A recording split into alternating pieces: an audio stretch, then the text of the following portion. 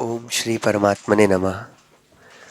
श्री वशिष्ठ जी बोले, हे राम जी, जब चित्त को स्थित करोगे तब जगत ब्रह्म निवृत्त हो जाएगा, और जब चित्त स्थित होता है तब परम ब्रह्म प्राप्त होता है।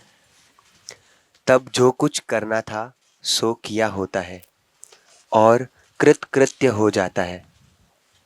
तब जो कुछ प्राप्त होना था सो प्राप्त होता है, फिर कुछ पाना नहीं रहता। इससे जो कुछ तप, ध्यान, तीर्थ, दान आदि उपाय है, उन सब को त्याग कर चित्त के स्थित करने का उपाय करो। संतों के संग और ब्रह्मविद शास्त्रों के विचार से चित्त आत्मपद में स्थित होगा। संतों की संगति के बिना चित्त का शांत होना संभव ही नहीं। आप महापुरुषों की पहचान क्या होती है? महापुरुषों की पहचान ही ये होती है कि आप अगर उनके निकट जाओ, उनके निकट बैठो, तो उनकी चंद घड़ियों के सानिध्य से आपका मन स्थिर होने लगता है। ये महापुरुषों की पहचान है। अशांत मन शांत होने लगता है, दुखी मन सुखी होने लगता है, और भागता हुआ मन अपने जगह में स्थिर हो जाता है। ये महापुरुषों की पहचान है। रस आना, मन शांत होना और मन की चंचलता मिटना, ये साधु संगति का बहुत सहज लक्षण होता है। इसीलिए हे राम जी, प्रत्येक कल्याण चाहने वाले मनुष्य को संतों की संगति करनी चाहिए। संतों की संगति वह वृक्ष है जिसमें आत्मज्ञान का फल लगता है। तो जो चाहता है आत्मज्ञान प्राप्त करना, जो चाहता है ज्ञानवान बनना, जो चाहता है अपने चित्त को स्थिर करना, जो चंचलता रहित होना चाहता है, उस प्रत्येक मनुष्य को संतों की संगति करना ही उपाय है। महापुरुषों का लक्षण ही ये होता है कि आपका चित्त जहाँ जाकर शांत हो जाए। हर जगह पर शांत नहीं होता, पर कुछ एक जगह पर आपकी वृत्तियां बिना किसी यत्न के उछलना बंद कर देती है, मतलब कि आप महापुरुषों की संगति में हो।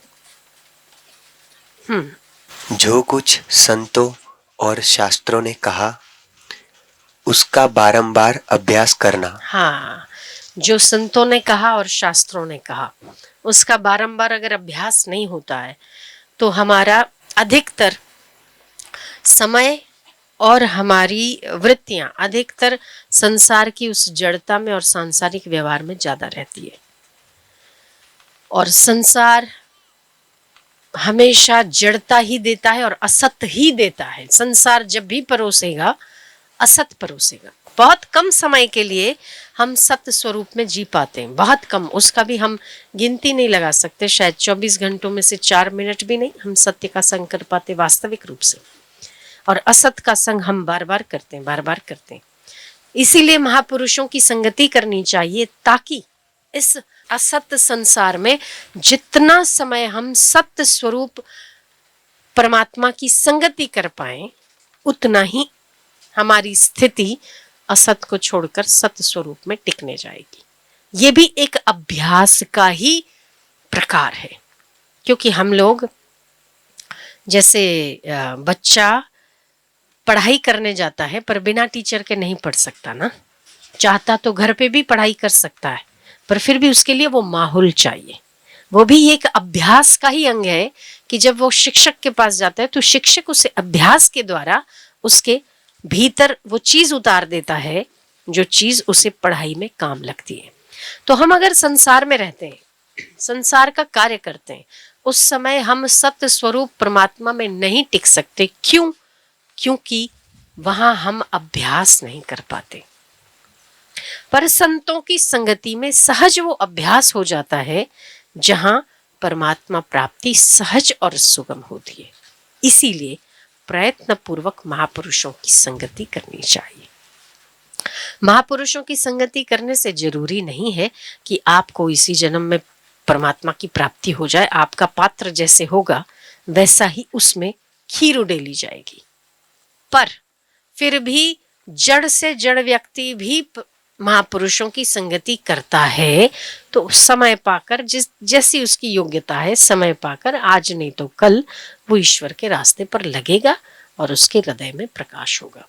महापुरुषों की संगति व्यर्थ नहीं जाती। इसीलिए ये भी एक अभ्यास का ही अंग है कि हर रोज महापुरुषों के सानिध्य में जाके सत्संग का श्रवण करना। नदी किनारे पे बैठो या आप कैसे ऐसे शांत वातावरण में बैठो, तभी भी हमारा मन इतना शांत नहीं होता जितना महापुरुषों की संगति में सहज मन शांत होता है। उसके लिए यत्न नहीं करना पड़ता। इसलिए ये भी एक अभ्यास के अंतर्गत ही आता है कि आप संगति श्रेष्ठ करो। और महापुरुषों की संगति वह वृक्ष है जहां पर परमात्मा रूपी फल लगता है।